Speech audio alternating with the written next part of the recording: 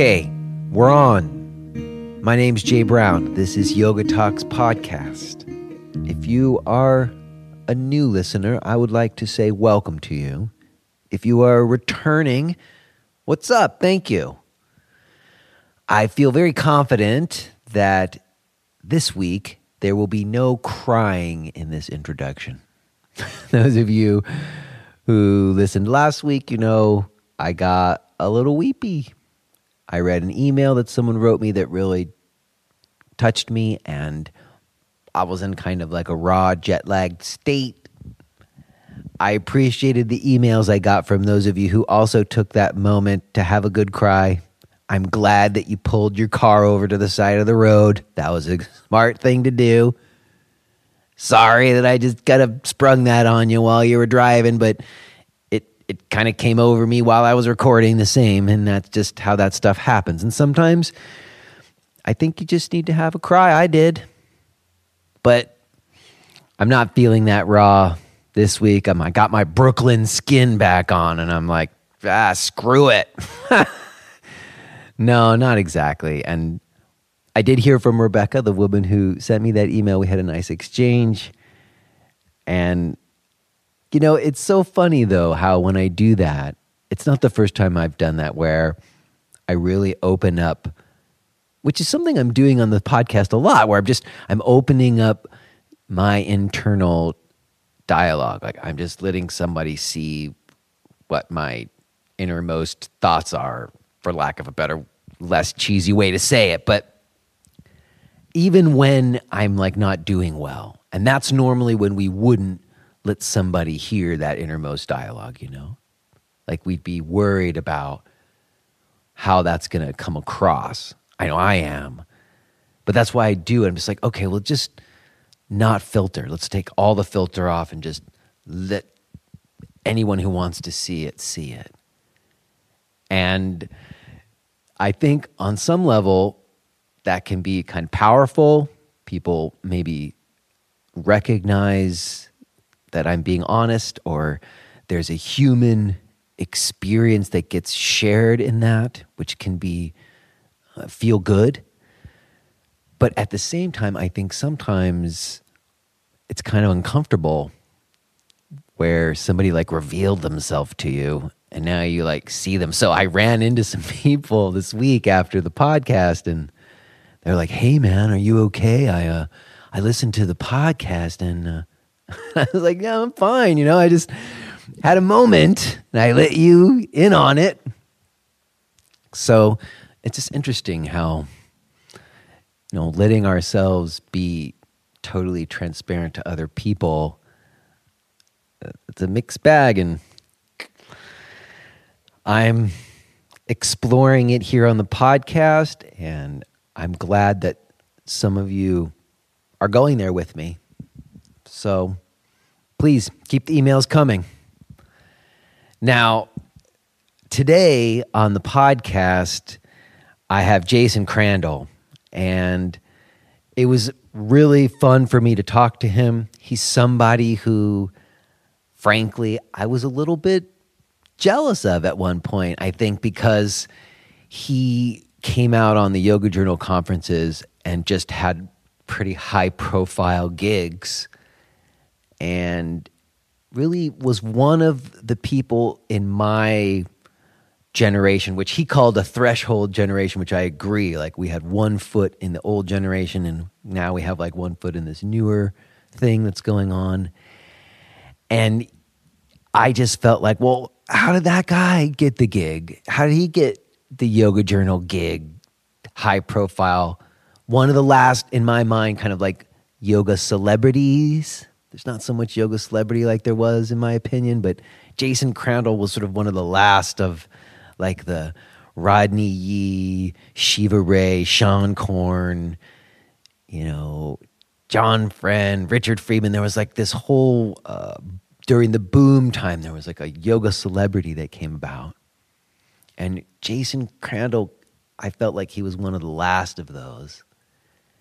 And so I got a chance to talk to him about it. I was like, we get to hear, how did he get the gig? And the This is a total yoga teacher episode. I mean, I want to say I've been a little bit concerned that the podcast is just becoming only for yoga teachers. Like, I'm starting to wonder if any of you listening are not yoga teachers. Like, why would you want to listen if you're not a yoga teacher sometimes? I totally get that. And I've been looking to expand. You know, I've had a few episodes if you listen back. And next week, actually, is more one of those episodes. But this week, it's just full on yoga teacher talk. If you think that this podcast has been just like too specific to yoga teachers in the past, well, you ain't heard nothing. Like today's talk is really like straight dope about the industry and the profession from somebody who has a clear voice and strong opinions on the matter. And I really appreciated how much Jason didn't have any problem expressing his views. And, you know, it's funny for me because those of you, again, who listen to the podcast know I sometimes have this reputation for kind of interrupting and interjecting myself. And just, I met my match with Jason. There was like no interrupting sometimes. I even tried to interject once or twice, and he just talked right past me. And I had to like stop and be like, whoa. And I just liked that he was in the middle of a thought and he wasn't going to let me interrupt him. And I said, right on, man. So it's a great talk. I might be over exaggerating my side of it, but in any case, I really like how much Jason has a clear viewpoint and he takes a stand on things. And I think you'll appreciate, especially if you're a yoga teacher, this is like some real deal stuff. So very excited to bring that to you.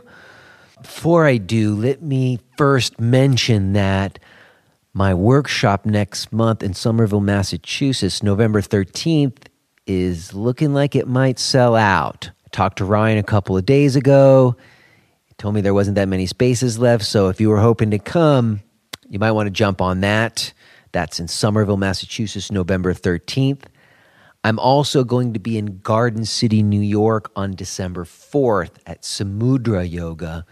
You can find your way to those gigs at jbrownyoga.com. Let me also just express some gratitude to those of you who choose to use the donation button on the blog and podcast page, and to the one person who gave me a review on iTunes. I just appreciate when you decide to make that gesture. Thank you very much for that.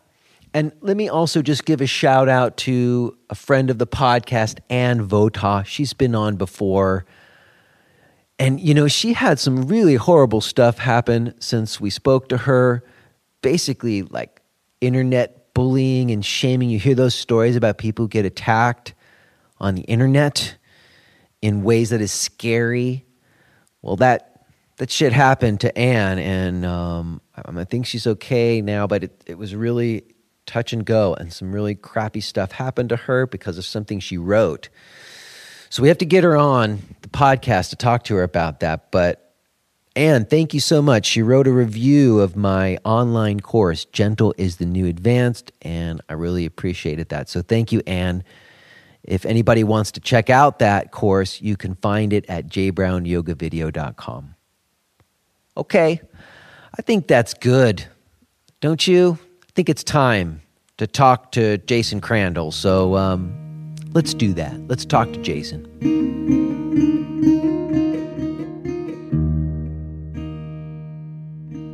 Cool, well, Jason Crandell, it's good to talk to you, man. Likewise. You know, I kind of emailed you on a whim just because I don't know you at all. Yeah. But I know of you. And I've always had a thought that I would like to talk to you, and so I just really appreciate you taking some time. Yeah, with me. Totally. Thanks for having me on. And now's a good time. Yeah, I know it's not always so easy to find. We had to go back and forth a bit in my schedule and yours. You know. Yeah, it's always getting two teachers in the room at the same time is always can take a while. I know. So in any case, I first noticed you back. It's got to be over 10 years ago. When you first showed up on the Yoga Journal conferences. Yeah. The first yoga journal conference that I taught was in 2002. I was just sort of going over this because I was just in Estes Park, and that was the first location that I started to go to as an assistant with Rodney. And that was 15 years ago. That was in 2001. And then So the first time you went was as an assistant to Rodney Yee. Is that what you just said? Yeah, that's right. So I started studying with Rodney in the late mid 90s. And then I was in his and Richard Rosen and Mary Paffard and Patricia Sullivan's teacher training program that started in 2000. Okay. I was already teaching at the time, which sort of a lot of people of that generation were already teaching before they did a training. And then we realized we actually needed to learn about teaching. Well, I use the same way, but there was no trainings. There were no trainings. So I started then, getting back to that question, 2001 was the first conference that I went to, which was Estes Park. And I'm pretty sure at that time it was still the only yoga journal conference of the year. And certainly many of the other newer conferences and festivals hadn't come on the scene yet. And so I was just there. It was the 15th. Yeah. I had been there for 15 years. And then I think not been there for 15 years. Lord have mercy. I have gone back 15 years. And then I started 2002 was the first conference that I taught, which was actually a Yoga Journal cruise. Yoga Journal did these 2 cruises that was like a conference at sea. And 2002 was the first round. Wait a second, I didn't know that. So they did cruises and your first gig was on the cruise ship? My first class that I ever taught at any Build Yoga Journal conference was on a cruise ship in the Western Caribbean, in a discotheque on the cruise ship called Dante's Inferno. And it was a big discotheque, and it had like a Dante's Inferno theme.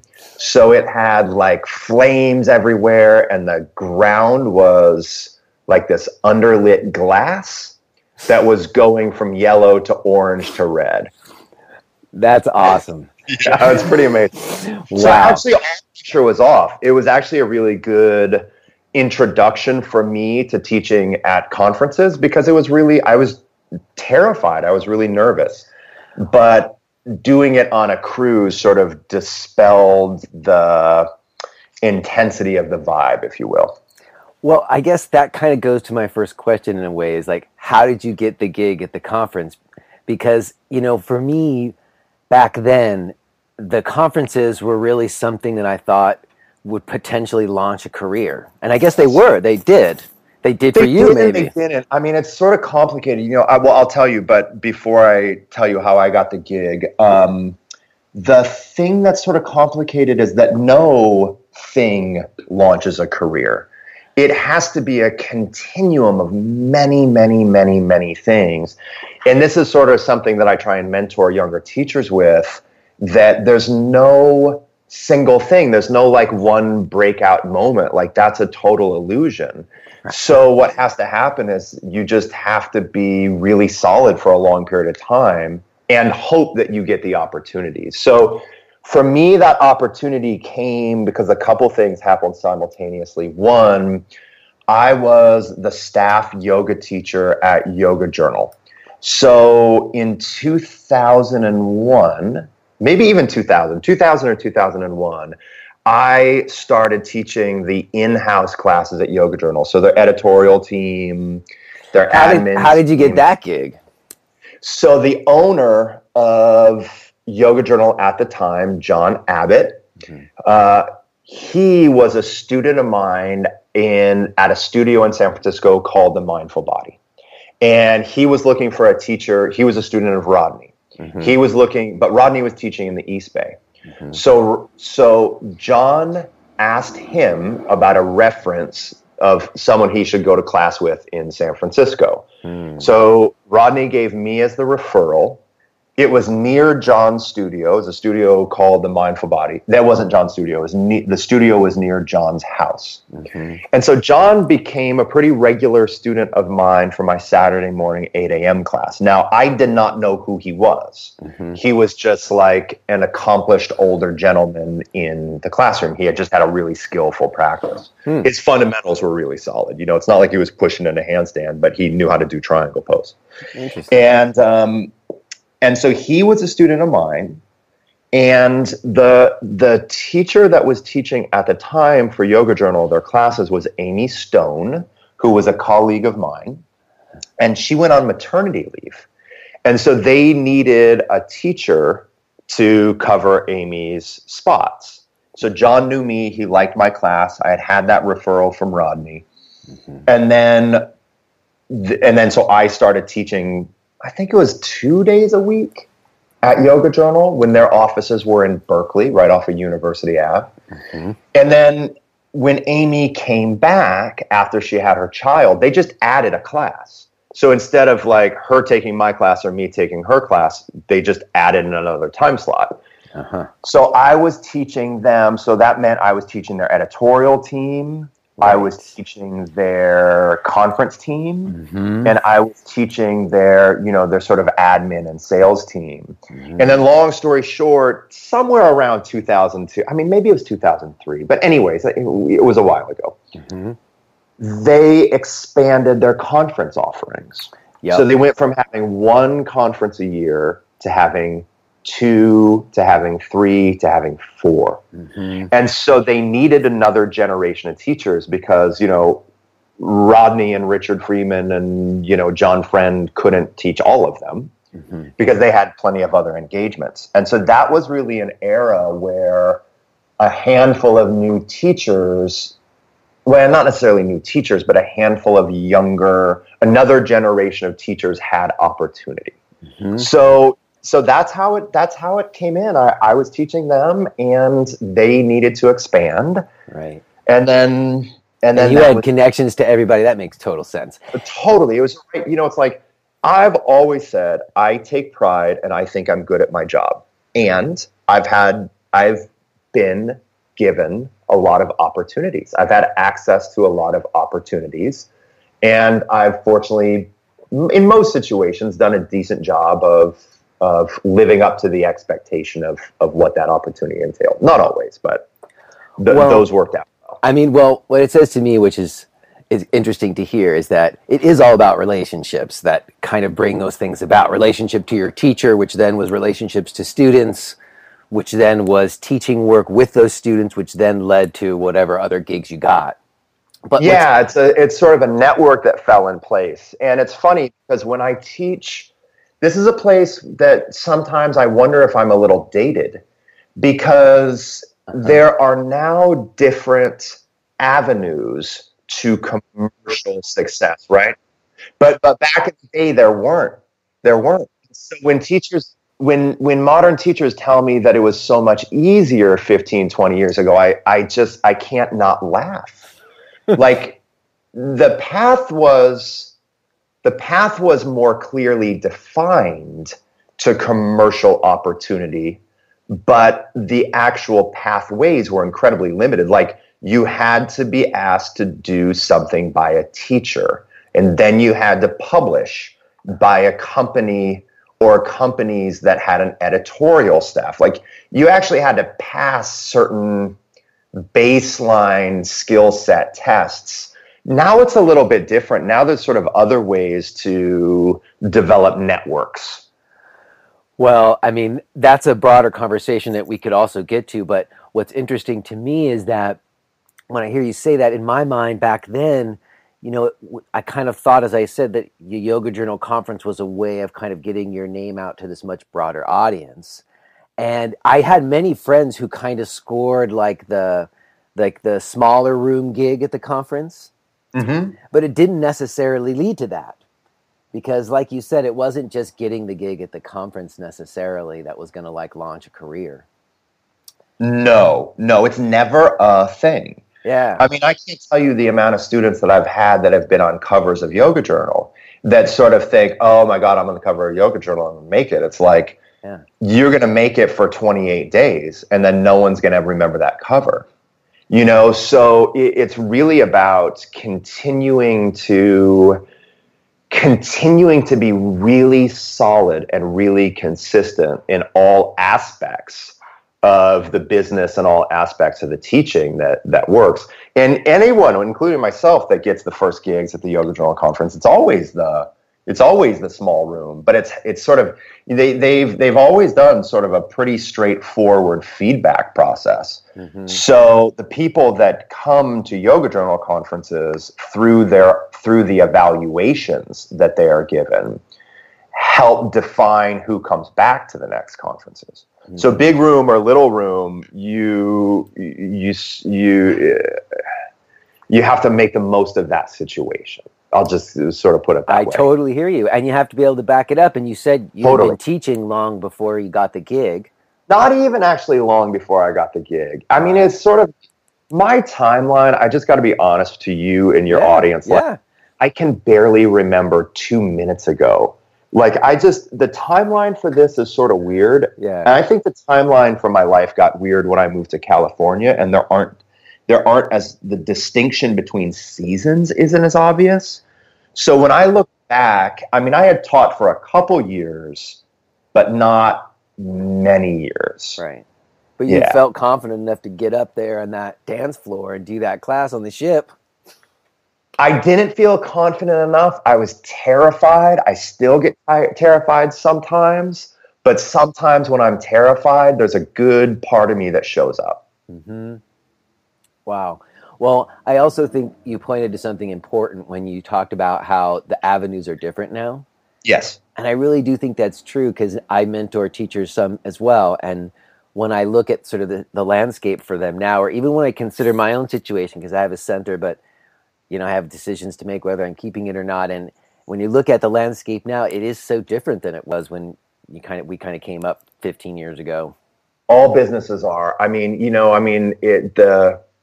the way that a prospective client or consumer or student finds a business or an offer or an opportunity, it's so much different than what it once was. And this is a place where, teachers can't sacrifice their teaching, but they have to continuously adapt to how people find them. Mm-hmm. And that's really, really hard, and it's really, really frustrating, but everyone has to deal with it. Like, everyone has to deal with the fact that the way people find you continues to change over time. I think that's true. And also I kind of have this feeling that there isn't really the same kind of yoga celebrity that there was for a time. Like, I don't know. How do you mean that? I mean, I just feel like there were a couple, like Rodney and a couple Shiva and like a couple of these, even Sean Korn. And I think of you as one of the last of them because you have a bit of celebrity as a yoga teacher because you were featured on some of these higher platforms. And that doesn't happen in the same way like it did for you, like you're saying. Like, I don't know what the next generation after you was. What's sort of interesting about that is that I think of myself as sort of a threshold generation. I'm sort of like when I go to conferences, I know the older guard. I know Judith. I know Gary Craftsau. I know Rod Stryker. And I was the kid. Like, I was the kid to them. I was in my early 20s. I mean, I really was. Well, my mid-20s. I was in my mid-20s. It was 15, 16 years ago. So I was in my mid-20s. I was 26.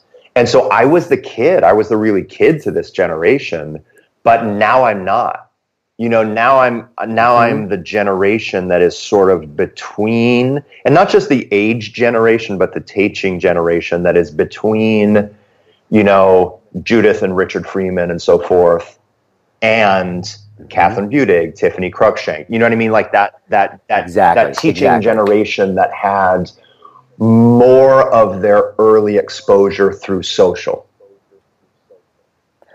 See, that's exactly why I want to talk to you, because I'm in the same generation as you. Yes, We agreed. share that. Yeah, like we have one foot in the old school, the old That's days right. before there was teacher training. That's right. Where you just showed up a lot and then your teacher said, okay, you're ready, now cover for me. Right. And then now the new thing with all the trainings and with the social media, which is important. Yeah. Well. So I really feel like from a business perspective, not from a personal perspective, but from like a professional perspective, I've had to back into social media. Like that wasn't and it's still not my comfort place. And it's still not that intuitive to me. It's still not generationally where I'm from, but it's something that from a professional place that I feel like I've had to back into. Like I remember calling, sort of a long story that I'll keep short, but one of, if not the most high profile social media teachers, Rachel Brathen, yoga girl. I remember teaching at my local studio in San Francisco, maybe 4 years ago, 5 years ago. And she was doing a workshop after my class and it was packed. It was sold out. It was packed. And I had no idea who she was, like totally no idea.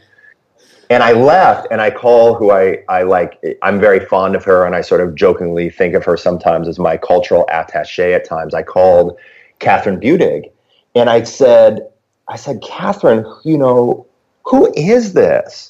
And she's like, oh, she's hugely popular on Instagram. And I remember saying to her, Catherine, what's Instagram? And Catherine laughed and said, how do you still have a job? So it was like, that was at that point where I was like, oh my God, there's this whole huge world that I didn't know anything about that I've had to work back into. Which is fine. I mean, it's part of my professional responsibility. But yes, you and I are that way. We have our feet in different generational doors. And it's also interesting in the sense that what happens for someone to become a teacher has changed in our lifetime. And now we train teachers. And it just seems so interesting, and I'm kind of betting it's true for you too, is that I kind of navigate that situation because I feel like I have a sense of what it took for me to become a teacher, and then there's these kind of very arbitrary 200-hour structures and these trainings that are kind of tied into business models, these like intensives and everything. I even heard you speak about that on one of your wife's podcasts where you talked about the different structures of trainings and you were trying to talk about picking them and how the intensives are the way that they are. And I have done many different formats myself, and sometimes I'm in favor of it being much more spread out, that it's not like a little bubble, but like it's integrated and you have to make it happen in your life and self-motivate. Because then it really sticks and then it's really real. If it's just a bubble, then it's too easy for it to just be. Yeah, I go back and forth. I mean, that's sort of what I talked about on Andrea's podcast, which is I see that there are upsides and downsides to intensives and to longer format. And really what I've settled into is a combination of the two. I do 3 100-hour intensives. So it's a 300-hour program, but you get 2 weeks in a row and then you're off for a couple of months and then 2 weeks in a row and then off for a couple of months. So that I'm trying to take the best of. That's in the middle. See, that's in the middle. That's like digest time. That's all I'm talking about. That like it has to kind of have time to digest into your life. It does 100%. Yeah, I agree with that. I think that that's optimal, but I'm also like, I have become more and more and more, for better and for worse, a total pragmatist. And I just know that the way that people are living their lives in the modern era is really complicated. I have a kid. It's like, now I understand what it's like to be a parent and the type of decisions you have to make as a parent. So I think that I like the stuff that's spread out a little bit more. And at the same time, I get that sometimes people have to opt into really compressed periods. Now I want to ask you a totally just pragmatic question, since you're a pragmatist, which is you don't have your own space like me. People ask me all the and time. I appreciate the reaction to laughter. that. But No, God. no, I totally get it. Now, so when you do a training, are you just kind of contracting out with centers that you have relationships to? Is that how it works? Yeah. Yeah, and I try to. I really stick with people that I have good ongoing relationships with. I have the opportunity to be able to make pretty good choices, and I have a lot of really great professional partners. And so I do a training in Europe every year or every other year at Tri Yoga, because there's sort of a home away from home for me in London. And then I do it in San Francisco. In this upcoming one in San Francisco, I've worked with YogaWorks, and that's been a fine relationship. But a close friend of mine named Stephanie Snyder, who is opening up a place in San Francisco in another month or two. So I'm going to partner with her location. Yeah. Mm-hmm. I see. That's interesting to me, though. But you have been partnering with YogaWorks for a while. Well, here's how I partnered with YogaWorks. I was actually originally partnered with Yoga Tree in San Francisco. And then a couple months prior to my training, Yoga Tree was acquired by YogaWorks. And so we maintained that continuity. So that's how that relationship was established. Well, it is just interesting to me because we didn't do the same kind of trainings that we give. No, not at all. Did we? Oh, no. I mean, maybe you did. I don't know. We didn't. We kind of came into it in a different way. Well, right, but I sort of feel like if I only offered 2-year, 1,000-hour programs like I took, that my child would be hungry. Isn't that the truth? Though?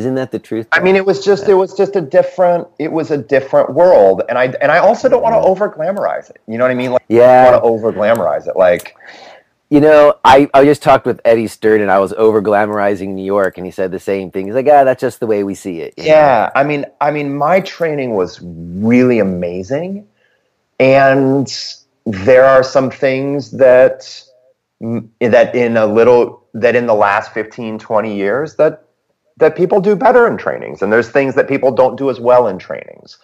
I think if I'm gonna throw out a criticism or a word of warning or a sort of overall concern about the modern era of yoga and teacher trainings, my biggest concern is the education and experience level of teachers that are teaching teachers. That's the issue that really concerns me, because the education level of the teacher teaching the teacher is in general across the board much lower than it once was.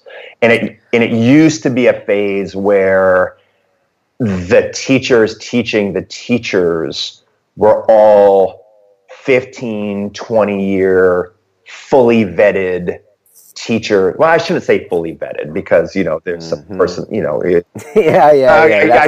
That's a hard rubric, but I know what you mean. Stuff right now. So let me back off. Yeah. I just think I know what you mean. Though they had a lot of gravitas and standing to what they did. Yes, and they had been down that road for a long period of time. Mm-hmm. Well, I agree with that. I think that's always been my one issue when it comes to trying to come up with standards. It really does come down to holding the person who signs the certificate accountable. I agree with you, and that's really hard. I was in a meeting the other day. And during this meeting, it was with a third party, and they said, "Well, can you fail people?" And I said, "Fail people from my training?" And they're like, "Yeah, like what is the actual certification process? Like, can you fail people?" And I had a long response, or I had a long pause, and I said, "Yes and no." Like, it's very difficult. Like in pretty much any collegiate environment, like there is an exit process where you have to demonstrate mastery of the subject, and you're graded accordingly. And And I am just now trying to sort that out as to how that translates in the yoga world, where I am more accountable to making people more accountable in order to get the certification. But that is a process. But that goes to my point. Is somebody paying for hours, or is someone paying to like learn a course and then, because I was interviewed for Yoga Journal recently. I don't know if the article is going to come out, but what we were talking about is that, in my training, which is largely a mentorship, I would say only about 20 to 30% of the people who participate actually bring it to completion. That's great. Get a certificate. And I think we have to be, including myself, we have to be more accountable for that method moving forward. I think it's hard because I make it really clear that we're not paying for hours, that it's about competencies, and it doesn't matter if you teach, but like the certificate would be like, you're ready to go out there and teach a yoga class to anyone. And I think, I think that a thing that you made it clear is it's so important to present teacher trainees, everyone, but especially teacher trainees, with clear expectations for what they are getting into and for what they will be held accountable for.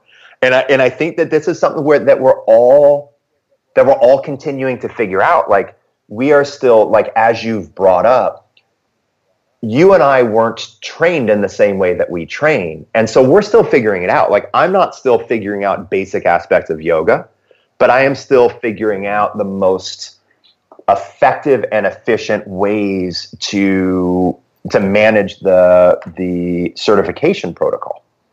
Right.